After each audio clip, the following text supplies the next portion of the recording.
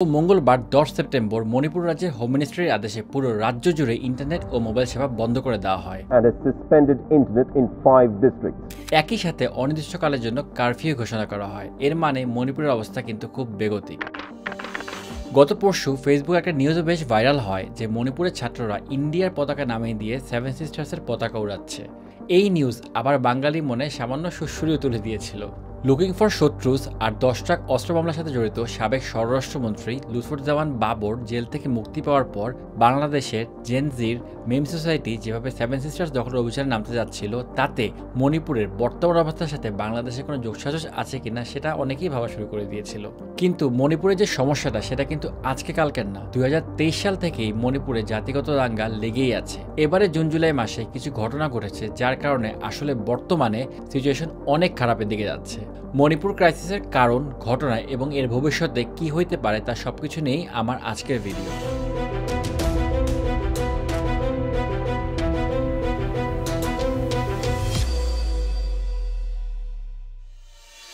মণিপুরের ক্রাইসিস বুঝতে হলে আমাদেরকে একটু মাথায় রাখতে হবে যে ইন্ডিয়া ইকোনমির দিক দিয়ে অনেক এগিয়ে গেলেও তারা আসলে কালচার আর মানসিকতার দিক দিয়ে খুব একটা উপরের সারির দেশ না। জাতপ্রথা এখনও ওদের কালচারের বিশাল একটা পার্ট। মণিপুরের গ্যাঞ্জামের সূত্রপাতও কিন্তু সেই জাতপ্রথা থেকেই। মণিপুরের মেজরিটি পপুলেশন হচ্ছে মেইতেই পপুলেশন, যাদের রিলিজিয়ন হচ্ছে হিন্দুইজম, আর মাইনর ট্রাইবগুলোর মধ্যে একটা হচ্ছে কুকিজো, যাদের ধর্ম হচ্ছে খ্রিস্টিয়ান। ভারতে দলিত শ্রেণীর জন্য কিছু কোটা আছে।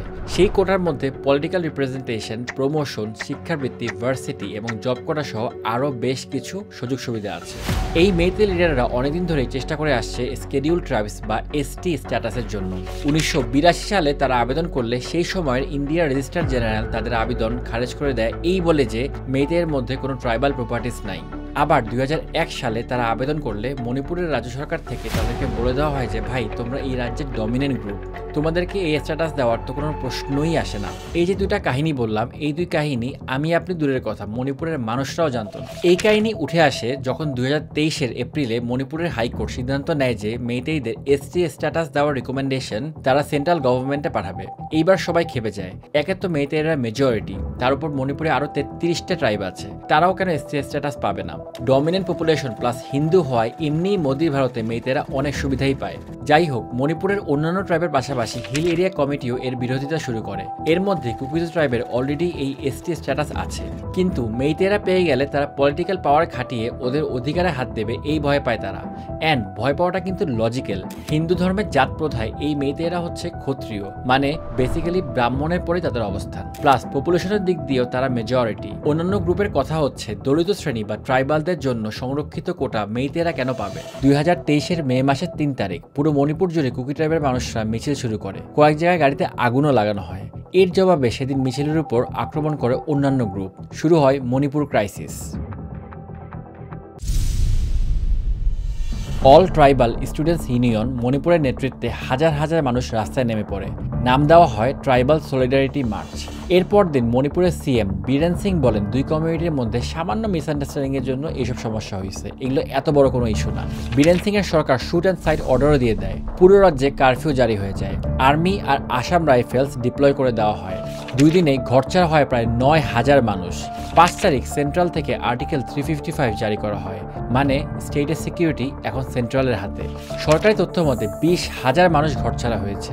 নিউ দিল্লিতে মণিপুরি ছাত্ররা র্যালির আয়োজন করে, কিন্তু মেইতেইদের পক্ষে। কুকি ট্রাইবের 10 জন এমএলএ জানায় কুকিদের জন্য আলাদা অ্যাডমিনিস্ট্রেশনের। গত 1 সপ্তাহ ধরে চলা খুন আর হত্যার পেছনে বিজেপির হাত আছে বলে দাবি করে দেওয়া। সবচেয়ে ডেঞ্জারাস খবর আসে ইন্ডিয়ান রাইফেলস কমান্ডো ব্যাটালিয়নের কাছ থেকে। 2023 শুধু মে মাসে 3000-এর বেশি অস্ত্র চুরি হয়েছে মণিপুরের থানাগুলো থেকে। তার মানে মণিপুরে থাকা মিলিশিয়াগুলো এবার অ্যাক্টিভ হবে। এদিকে মণিপুর পুলিশ ধরপাকড় শুরু করে সাংবাদিক আর অ্যাক্টিভিস্টদের। আর এই পুরো সময়ে মোদি একদম চুপ, আর এটা আরও খেপিয়ে দেয় সাধারণ মানুষদেরকে। সেপ্টেম্বরের 23 তারিখ ইন্টারনেট আসলে আস্তে আস্তে মণিপুরের আসল ছবি বের হয়ে আসে। লাশের স্তূপ, গুম হয়ে স্বজনদের খোঁজে পাগল পরিবার, পুলিশ, মিলিশিয়া আর মিলিটারিদের হাতে মার খাওয়া মানুষ। আচ্ছা, আপনি কি কিছু একটা মিল পাচ্ছেন? এই জিনিসটা একটা প্যাটার্ন। এই প্যাটার্ন কিন্তু হাসিনাও ফলো করছিল, মোদিও ফলো করছে। আন্দোলন হইলে বিরোধী দলের উপর সব দোষ চাপায় দাও, অথবা তাদের আন্দোলনকে পাত্তাই দেওয়া যাবে না। সিচুয়েশন আউট অফ কন্ট্রোল হয়ে গেলে ইন্টারনেট বন্ধ করে দাও, পুলিশ নামায় দাও মানুষ খুন করার জন্য। সব কিন্তু একই স্ট্র্যাটেজি। যাই হোক, 2024 সালের এপ্রিলের সেই ইলেকশনে ভোট কেন্দ্রের অ্যাটাক, জাল ভোট পুনর্গণনা থেকে শুরু করে যা যা বেআইনি হওয়া পসিবল ছিল সব কিছুই হইল। এই ইলেকশনের পর for the very first time central security ফোর্সকে টার্গেট করে অ্যাটাক করা হয়। 27 এপ্রিলের ওই অ্যাটাকে দুজন সিপিআরএফ অফিসার মারাও যায়। এরপর আরও কিছু ক্লাসের পর মণিপুর 4 মাসে কিন্তু বেশ ঠান্ডা ছিল, বাট আগুনে ঘি ঢালে যখন আগস্টের লাস্টে বিজেপি লিডারের বাসায় আগুন লাগিয়ে দেওয়া হয় এবং অ্যাটাক করা হয় তার মিছিলে। পরদিন মানে সেপ্টেম্বরের 1 তারিখ ড্রোন অ্যাটাক করা হয় মেতে অধ্যুষিত কোত্রুক আর কাদাংবান্ধ ভিলেজে। 3 তারিখ আবারও ড্রোন অ্যাটাক করা হয় আরও কয়েকটা গ্রামে। 6 তারিখ হয় রকেট অ্যাটাক। সশস্ত্র আক্রমণ লাগামহারা পর্যায়ে চলে গেলে ছাত্ররা এবার নেমে আসে রাস্তায়। মিলিটারি, আসাম রাইফেলস, কেউ কিছু বলছে না, সরকারও নিশ্চুপ। মণিপুরের ছাত্ররা এই সরকার মণিপুরের সরকার না এমন স্লোগান দিতে থাকে। এই দিনই ইন্ডিয়ার পতাকা ফেলে দিয়ে 7 সিস্টার্সের পতাকা ওড়ানো হয় মণিপুরে। ছাত্রদের দাবি একটাই, রাজ্যসভার পদত্যাগ। অ্যান্ড তাদের এই সাহসের পেছনে বাংলাদেশে হয়ে যাওয়া বৈষম্য বিরোধী ছাত্র আন্দোলন যে একটা ইন্সপিরেশন হিসেবে কাজ করেছিল তা কিন্তু বোঝাই যায়। তবে ইন্ডিয়া ঠিক সেই ভুলটাই করেছে যেটা বাংলাদেশ করেছিল। যেটা কুকি বনাম মেইতে ছিল সেটা এখন মণিপুর বনাম সরকার হয়ে উঠল। এখন এটা থামানোর উপায় কি? 10 তারিখ থেকে মণিপুরে আবারও ইন্টারনেট বন্ধ করে দেওয়া হলো, কিন্তু ছাত্ররা ততক্ষণে একসাথে হয়ে রাজভবনের উদ্দেশ্যে যাত্রা শুরু করে দিয়েছে। রাজভবনের সামনে থাকা পুলিশ ওপেন ফায়ার শুরু করে। পরে এক্সট্রা ফোর্স আসলে রাজভবন থেকে মাত্র 200 মিটার দূরে ছাত্রদের আটকাতে সফল হয় তারা। অবস্থা বেগতিক দেখে পুরো রাজ্যে আবার কারফিউ জারি করে দেওয়া হয়। একটু আগে একটা কথা বলেছিলাম, সেটা কি মনে আছে? 2023-এ 355 ধারা জারি করে মণিপুরের সিকিউরিটি দায়িত্ব সেন্ট্রাল সরকার নিজেদের হাতে তুলে নিয়েছিল। তার মানে মণিপুরে এখন যে কেওসটা হচ্ছে তার দায়ভার কিন্তু সরাসরি নরেন্দ্র মোদীর সরকারের। কংগ্রেস সেই পয়েন্টটা নিয়ে মোদীকে এখন মোটামুটি ধুয়েই দিচ্ছে।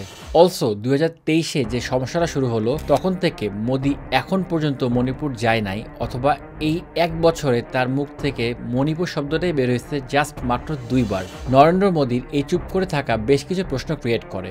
মোদী সরকার যখন মেইতেদের সাপোর্ট দিত, কুকিরা তখন মারা যাচ্ছিল, তখন কিন্তু মোদী চুপ ছিল। এরপর সব ঠান্ডা হয়ে আসলো। এরপর টেররিস্ট গ্রুপরা অ্যাটাক করা শুরু করলো মেইতেদের উপরে। মোদী কিন্তু এখনও চুপ।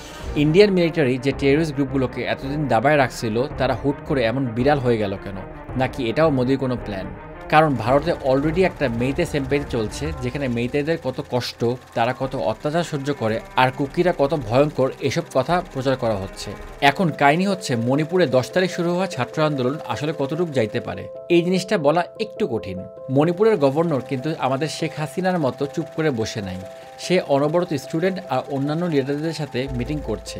কিন্তু টেররিস্ট অ্যাটাক না থামলে, পুলিশ বা আর্মি নিজেদের কাজ না করলে ছাত্রদের এই যে আন্দোলন সেটা থামবে বলে আমি মনে করতেছি না। এর সবচেয়ে বড় কারণটা হচ্ছে বাংলাদেশের ছাত্রদের আন্দোলন এই সাবকন্টিনেন্টে কত বিশাল ছিল এবং সেটা কত ইনফ্লুয়েন্সিয়াল ছিল সেটা আমরা এখনো বুঝতে পারছি না।